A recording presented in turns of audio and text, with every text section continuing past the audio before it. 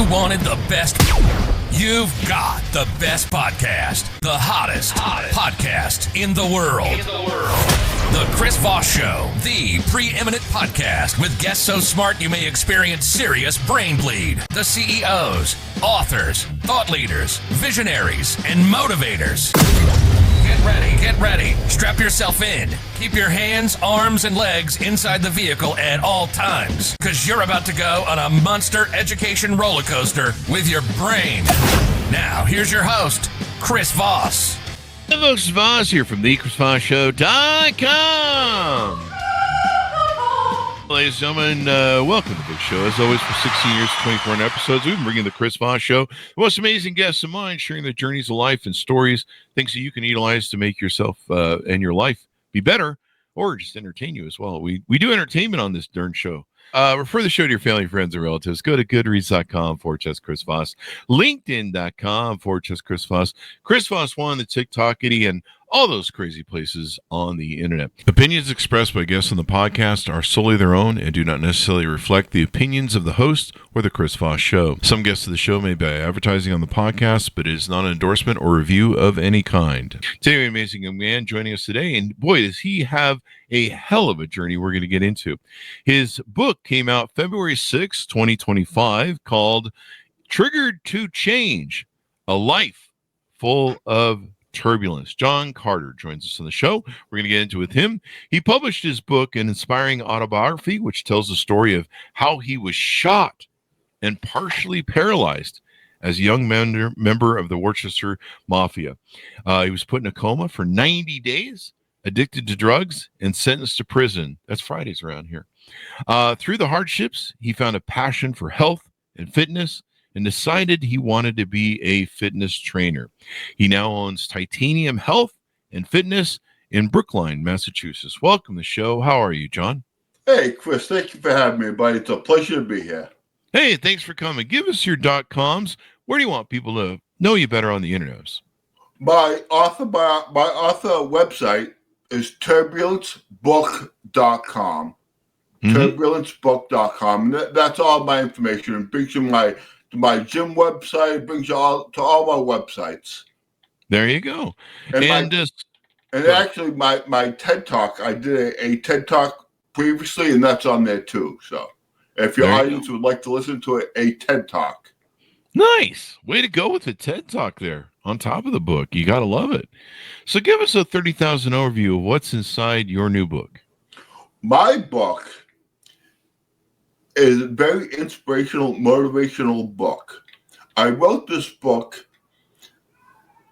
I was involved in a hectic accident, and it changed my life, Chris. And I wrote about it to tell people how it changed my life and how the things I went through, the choices that I made, the bad choices I made, and then how when my head came clear and the drugs came out of my system, how the choices became better and my life got a lot better, Chris. Wow. There you go. This is a memoir. Is that what you would you'd say? It's a bit of a memoir there? Correct. It's a very short book, Chris. My book is 60 pages. But, Chris, I did not graduate high school. I dropped out in the 11th. And I did not pay attention to the previous 10. So Lord knows I'm no scholar, Chris. So it's my book, but I'm not a writer. I'm an author, but I wouldn't consider myself a great writer. And so this is your first book then you've written? Correct. And so give us a rundown. Since this is a memoir, let's get into your bio, your life. How did you grow up, and what were some of the influences that led you down these pathways of turbulence? Chris, I grew up in a very unconventional childhood. My father was in the mob, the mafia, organized crime. And Chris, I love my dad. He was the best father in the world. Never missed a ball game. Was always there. Was my best friend. And so when he died, I wanted to be like him. I wanted to wear his shoes. But Chris, I was not his size. And I found out real quick that I was not cut out for this mafia stuff. I found myself in a world of trouble.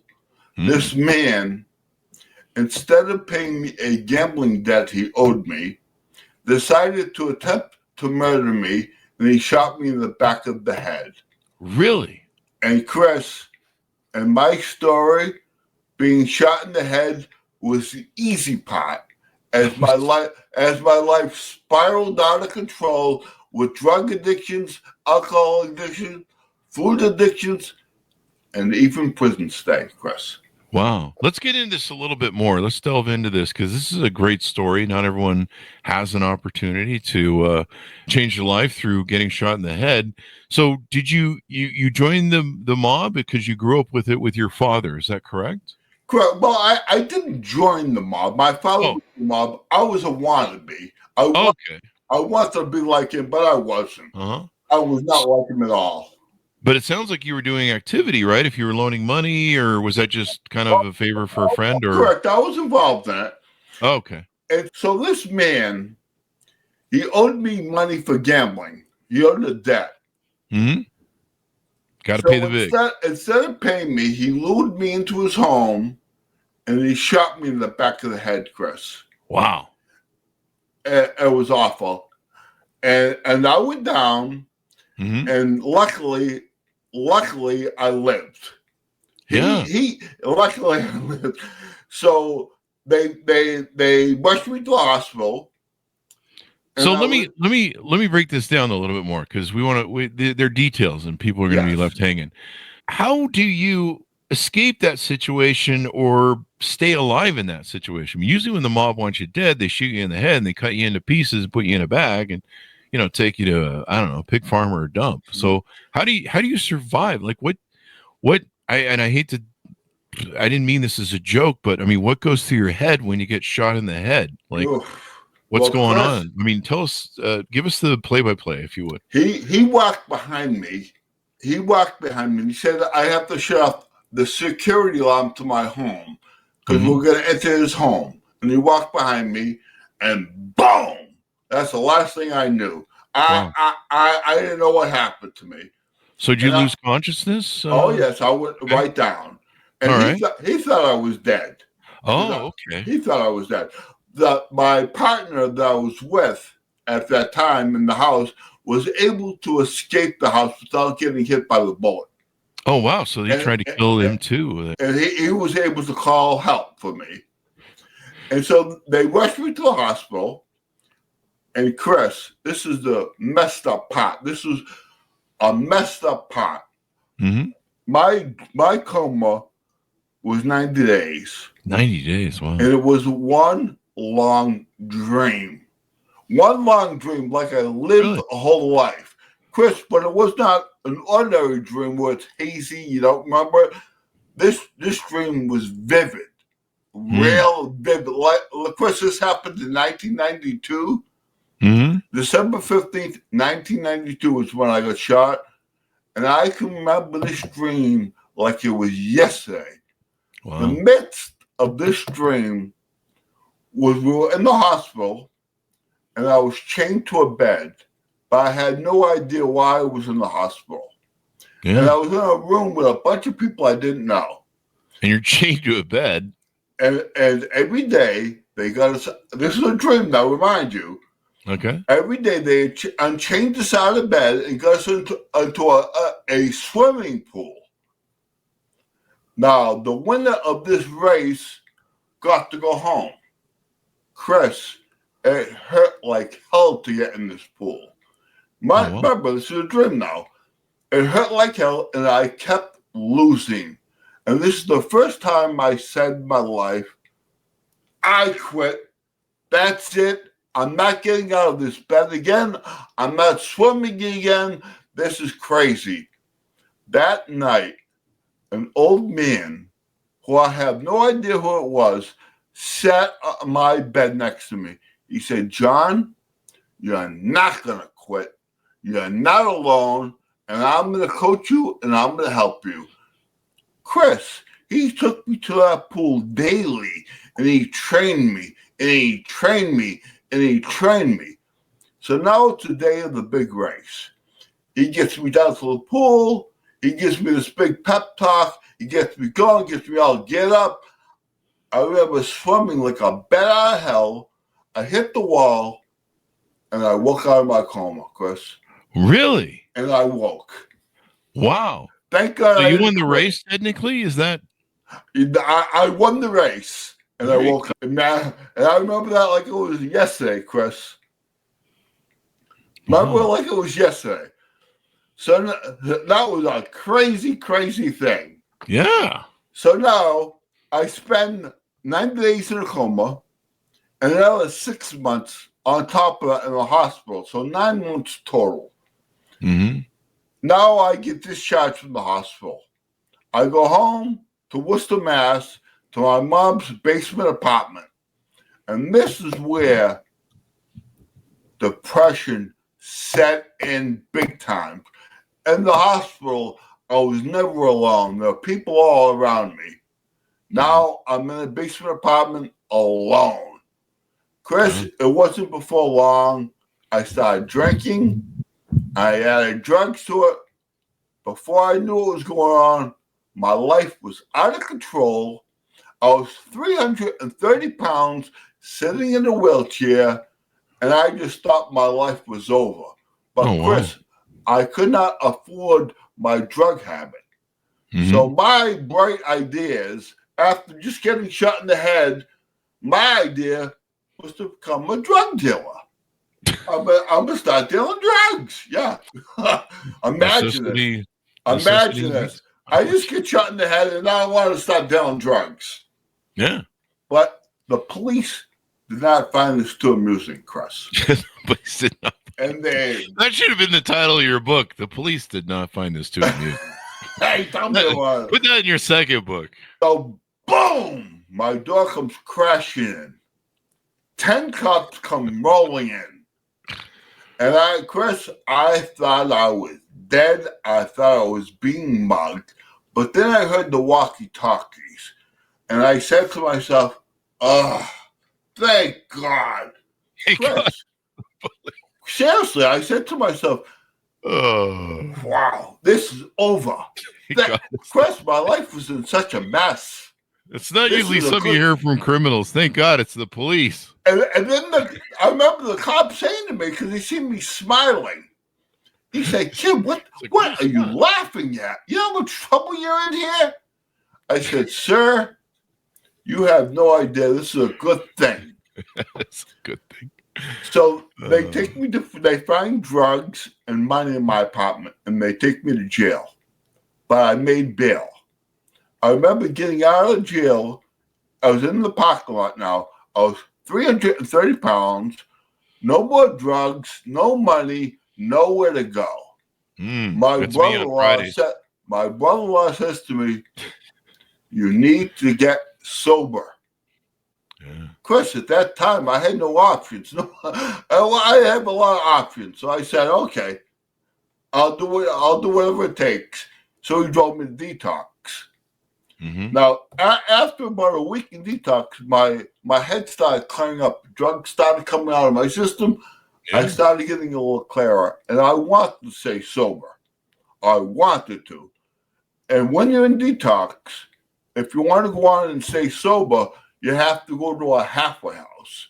Now, a halfway house has to accept you. You have to be interviewed.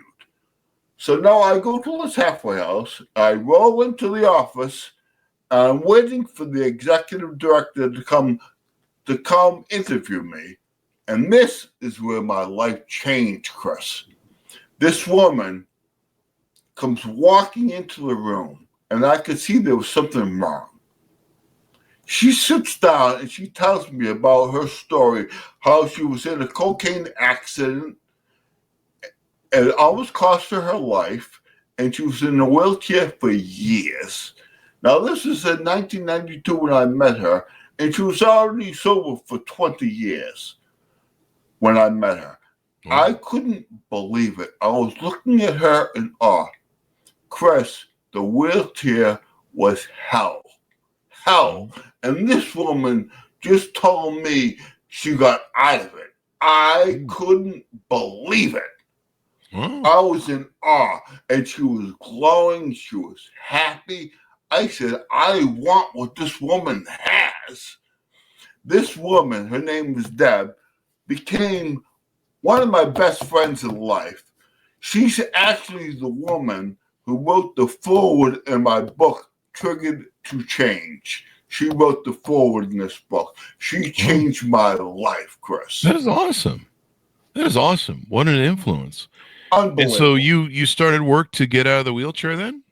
Chris, unbelievable. This woman was like God to me. I believed every word she said. But just because you were getting sober doesn't mean your life gets better. All your problems disappear. Because I still had this court case over my head. Yeah. So Dad took me to court. And I remember I'm saying to myself, I'm in a wheelchair. I'm with Deb. My first offense. This judge is going to have leniency on me. There's no way he's going to put me in prison. I rolled up to him. He was about 80 at the time. He put his glasses down. He said, Mr. Carter, he said, we don't discriminate in this courtroom. You will get the same sentence any drug dealer in my community gets. Oh. Chris, he gave me 10 years. Oh, wow. At that time, Chris, I was so mad and upset. This man just put a first-time offender in a wheelchair in prison with mass murderers. But that all changed to being positive, Chris. And I'll tell you about that in a minute. So now, Dad looks at me. She says, John, many in your shoes would run. Face your fears. You are not alone. I'll be with you. So, Chris, this woman's word to me was gold. So right after prison, I went without a hitch. Right after prison, I'm a big guy. I'm 6'2". Chris, those big metal doors slammed behind me. I was in a cell 6x6 for another 10 years. Chris, I cried like a baby. I cried and cried, and I could not believe I did this to myself. Couldn't believe it. Chris, this is where my life goes into fitness now. The next morning, 3 convicts entered my cell. And I said, oh, boy, I'm in trouble here. And they said to me, we're friends of your dad's. And we're here to help you. Oh, wow. And we're going to start by getting you out of that wheelchair. Chris, wow. I said, I've been in this wheelchair for years. They said, we don't care if we have to carry you. You are not going to use that wheelchair in here. Chris, for months, they took me to the prison gym. They trained me. I was getting stronger and stronger, using that chair less and less. And who would have thought 3 convicts in jail would have taught me a lesson like this? Unbelievable. Unbelievable. Yeah. Unbelievable. Chris, I got to put this point in here. Okay. In prison, there's a lot of recidivism. A lot of people coming in and getting out. A big revolving door. And I was in jail for years now. And I noticed this, and I seen this, a person, and I seen this, I didn't see him for a long time. And he tells me the story, how he got out and he came back in. I went back to my cell that night, and I'm talking to my dad who's in heaven. I said, Dad, please help me here. Guide me. And right away, a lesson. He taught me lots of lessons in life, Chris, and they're all in this book. But one lesson he taught me, plan to feel to plan. I said, oh my goodness, I'm going to make a plan here because I'm not coming back here. Immediately, I get on the phone with Deb from the halfway house. And she says, I've been waiting for this call. She says, of course I'm going to help you. You're not alone. And Chris, thank God, because I got out of jail at 32 with $100 to my name and a bus ticket. My chances of going back to Worcester and making it were zero. I would have never made it. I would have been a boatload of trouble. So I got on the bus and I walked my fears and I took that left. I went to Boston to that halfway house. And thank God, Chris. Thank God. Mm-hmm. Thank God. All that good stuff.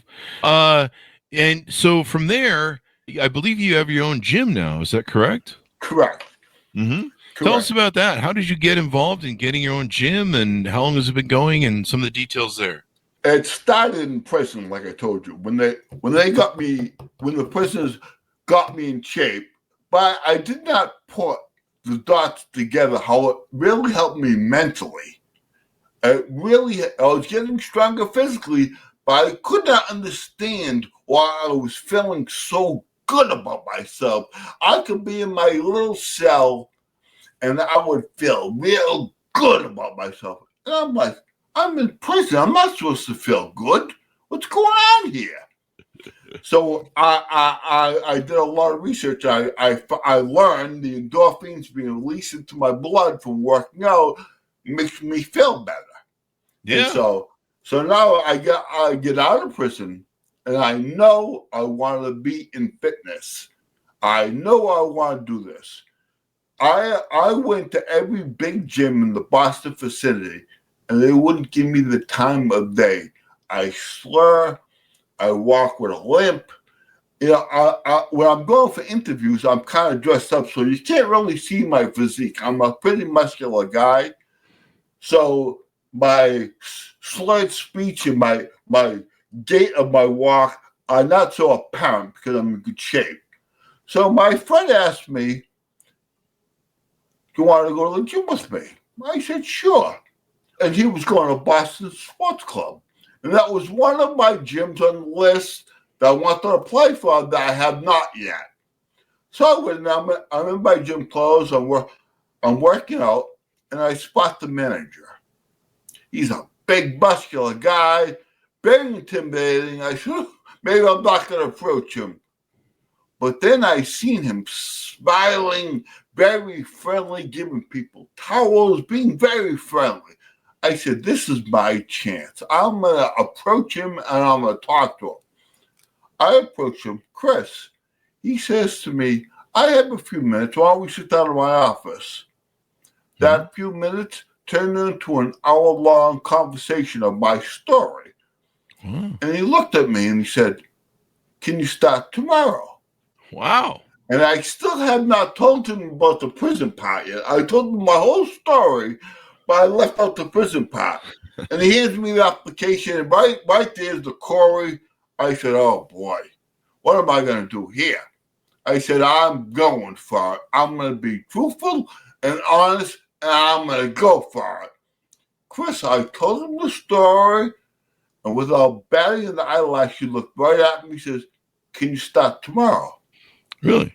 I says, didn't you just hear me? I just told you I was a felon. He said, first of all, thank you for being honest. And second of all, I just wish my mom was alive to speak to you. His mom had passed away a few years earlier of alcohol addiction. And he said, if she heard you talk, she just might make a plan and not have another drink. And so that's how that started.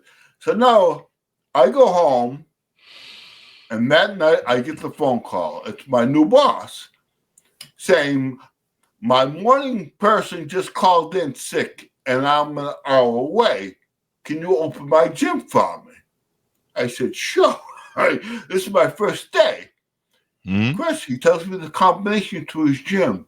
I couldn't believe he just trusted an ex-felon with the combination of his gym. Couldn't believe it. So now I go in, I open up, and that Boston Sports Club, Chris, when you join that, you get what's called a PFW, a private free workout. And so it's my job as a trainer, when the person gets a free workout, to then sell them to a package of training sessions, so it becomes my client. So this man comes walking. It's 6 in the morning now. He's looking for the kid I'm replacing. And I said, I have a few minutes. I can take care of you. We can sit down, talk, and go from there. Chris, he's 60 years old. He's overweight. He proceeds to tell me how he has diabetes, how he has a L5 slip disc, he has a neck for. I'm saying, oh my God. Talking about first of all, I'm trying not to show him I'm nervous. I says to him, we can go have a little workout. I take him to the floor, I give him a little light workout. Now I bring him back to my office, and it's time for me to sell him so it becomes my client. So I hand him a menu of the prices, and he says, I'll take one of these 50 packs. Chris, it's $6,000. Oh, yeah. I'm looking at him, and I'm trying to keep a straight face. I have no idea what to do. I see my manager walk in now. It's about 6:30. He comes in. I said, sir, can you excuse me? And I run to my manager. I says, David, this guy wants to buy a big package. I need help. Follow me, he says. He walks in the office. He closes the deal like nothing, like a magician. The guy leaves, and he turns to me and he says, here at Boston Sports Club, that package has been available for 3 weeks. You are the first person in Boston to sell one. Good for you. Talk about a first day, everybody. And now that gentleman that I signed in 2001 at Boston Sports Club is still my client. I trained him, his wife, his daughter, and his son. That's awesome, man. I love it. So my manager, this is how I opened up my own gym now. My manager, the one who hired me, was leaving Boston Sports Club to open his own private gym. And it wasn't long after I got the phone call asking me if I would come work and help him out. So I came, I looked at it, and I made a big decision, Chris. Am I going to leave Boston Sports Club? Now, I'm a single dad. I'm a single father. And I have a guaranteed income coming in. Now I'm going to go to my own private gym, and I have to do all the marketing, and I have to do all the getting my clients. So that was a challenge for me, but I did it. And how many years ago was that? That was in 2009. There you and go. I worked with him for 2 years before I owned it. I worked with him for 2 years. And at that time, it's when he decided he wanted to make the gym more public, more clients, and more trainers. Right now, the gym was completely private, and my clients loved that. They could talk, they could get inspired and train. So I had to make a choice. What was I going to do? Buy him out? That's what I did, Chris. I said I have to do it. Chris, I'm going to take a shot. When I bought him out, the office in the gym was my bedroom. I had $18 to my name when I bought him out. I said, you know what? I'm going for it. And I did it. And thank God, because I opened it in 2012, Chris, and here I am today thriving. I love my gym, love my clients, love inspiring. All right, so I did not tell people my story. I wasn't going to tell somebody that's coming in to check out my gym, oh, I was in the mob, I got shot in the head, I was in prison, I was a drug dealer, but join my gym. It's a great gym. Chris, they run. So I came up with a story, and I did not want to lie. So I told people I was in a hunting accident. I was shot in the head. And that really wasn't a lie, Chris, because I was shot in the head. I just left out the part that I was the one being hunted. I just leave that part out, Chris. So that's where my TED Talk came in, because I had this client, and after a while, when you work with somebody for 3 times a week for months, you build a rapport and you start trusting them. So I started divulging a little bit of my story each time to her. And finally, she said to me, she says, boy, she says, I just thought you were in a car accident. She says, I had no idea you went through all that. She says, you have to tell people your story, and you can start with a TED Talk. Yeah. And she had the connections to the TED Talk. So she got me an interview. I remember walking out of the interview. I'm saying to myself, what the hell did she just get me involved with here? There was no way I could do this. Yeah. And she looked at me. She says, John, you are not alone. I'm going to help you.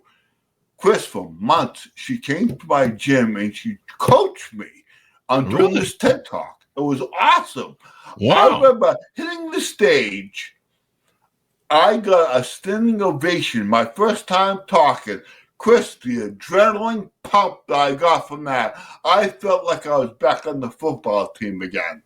It was incredible. So I said to myself, I see my clients getting inspired. They love talking to me. Now I see a whole audience receiving my message well. I have to tell my story in a different way. So that's why I wrote my book, Triggered to Change, Chris. And my book, I always talk about not being alone. For years, I felt alone, Chris. I volunteer for a charity called Service Dog Project. We raise, train, and donate Great Danes to the mobility impaired, with first responders and veterans getting priority. And Chris, my book, the proceeds are going to help the farm. And Chris, they've given so much to me. I needed to give back. And that was a big inspiration of this book, because they are such a great charity. I've met so many veterans that came back with mobility problems. And not only are they getting a great support dog for their physical means, they're getting an emotional dog that's going to be their best friend. Yeah. My dog is with me 24 hours a day, Chris. He is my best friend. I have 2 of them. My first one, Jagger, he got very sick. And I saved his life, and I retired him from my service dog and made him my pet. But Chris, my 83-year-old mom with dementia lives with me. I had no idea Jagger was going to be her service dog. She'll be in her wheelchair, and she'll start crying for no apparent reason. Jagger will see that. He gets right up, goes right over, puts his big head. He's 200 pounds. Puts his big head right in her lap. She totally forgets why she was crying. Smile from ear to ear. Oh, anybody dealing with a family member with Alzheimer's, dementia, any kind of memory problem, I'll tell you what a godsend this is. Unbelievable. So as we roll out the show, give us your final pitch out on people, how to get to know you better, to buy the book, et cetera, and to get to know your story more. You want to go to turbulencebook.com. Turbulence is my dog's name. So Life Full of Turbulence made sense. And I'll tell you guys something. It's a great charity. an awesome charity. If you want to support them, go to Amazon and get the book, and please leave a review. They change lives. And they started with me, boy. They changed my life. It's unbelievable. Well, you've had so many great stories and some great opportunities, and so many people who helped you along the way. It's great that you give back. So thank you for coming on the show and sharing your story and journey. We certainly appreciate it. Oh, Chris, thank you, my friend. You guys have a great day, and thank you for listening. Thank you, John. Thanks, audience, for tuning in. Order John's book up wherever fine books are sold, called Triggered to Change, A Life Full of Turbulence, out February 6, 2025.